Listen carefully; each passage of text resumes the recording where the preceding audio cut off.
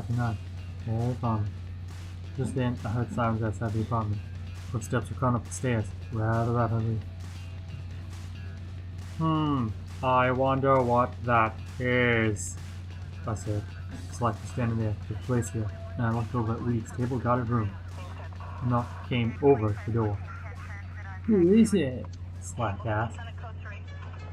Rashid County Sheriff, open your door! A gruff male voice sounded through the door. I opened it up. Which one are you, Mr. Buckley? The officer asked. I am, Slack responded. We have a warrant for your arrest. You have the right to remain silent. Give that right up. Anything you say can will be used against you in a court of law. You also have the right to legal representation. If you cannot afford it, it can be provided to you. Are you aware of your rights? Yes, sir, Slack said as the officer cuffed him. What did he do? Tracy asked. We had a report of an assault from one Jacob K. Reed at this here apartment. Weed, that son of a bitch, I said. Hold on. I unblocked the door to find Weed in his room, smoking pot. All units report back up. We got a suspect harboring massive amounts of marijuana on my location. All units report. He said into his radio. He brought Slack downstairs and put him in the back of the police car, waiting for additional officers. Mr. Buckley, you've been accused of an assault and unlawful imprisonment. Just thought I'd let y'all know now, I heard the officer say as they walked out the door. The officer came back up the stairs with at least 3 other officers. What's your name? One of the other officers asked me. Harry Palmer. And yours? She looked at Glacia. Glacia Monteverde, soon to be Glacia Buckley. They walked into Reed's room. In your name? Jacob Reed. Mr. Reed, y'all have the right to remain silent. She read his right and cuffed him, walking him out. Okay, bring in the containment. 4 other officers walked up the stairs wearing gloves, carrying metal totes. Put it all in there, the officer said. She must have been the head of the drug unit. Yes, ma'am. The other officers answered in unison. They rummaged through his room, took all the pot and bongs, and whatever else he had there related to it. Permission to search the apartment?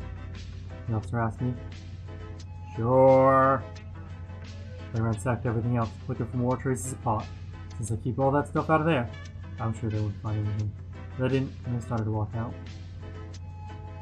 Neither one of y'all witnessed the alleged assault on Mr. Reed? The sheriff asked us. No, sir, I said. No, Tracy said. Okay then, thank y'all for this time this evening. The sheriff walked out with the head of the drug unit and all the officers behind him. We proceeded to clean up the apartment. Weed was in horrid shape, I said. He looked bad, but he deserved it. I know he did, but Slack went too far. I agree, but I'm glad he stood up for me. Indeed. Hopefully it won't be anything too bad down there. Can you still get into Plymouth with assault? He can't. No.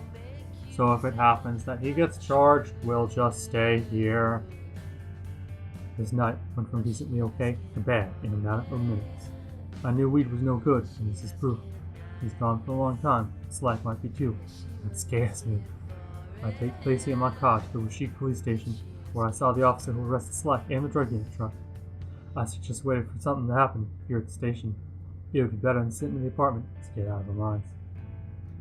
I still hope that everything's alright with him, I said as we waited. You want to go in? Glacia asked. No, he won't even done being processed yet. Best to just wait. Chances are he'll call one of us when he gets the chance to use a phone. I wish this had never happened. I know, me too. But Weed was high, and he didn't care.